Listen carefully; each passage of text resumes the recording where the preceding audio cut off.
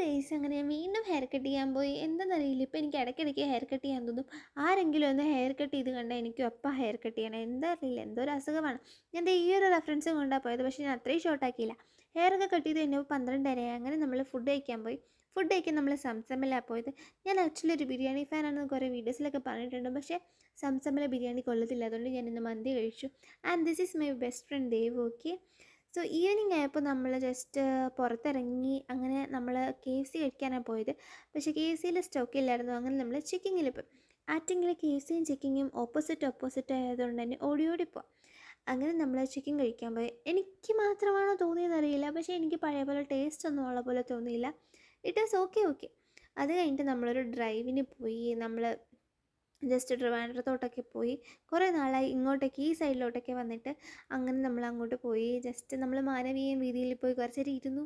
പിന്നെ കുറച്ച് നേരം നടന്നു. പിന്നെ ലുഡോ ഒക്കെ കളിച്ച് നമ്മൾ കുറച്ച് നേരം അവിടെ ഇരുന്നിട്ട് പിന്നെ നമ്മൾ ചായയും ഒരു കോൾഡ് കോഫിയും കുടിച്ച് വീട്ടിൽ പോയി.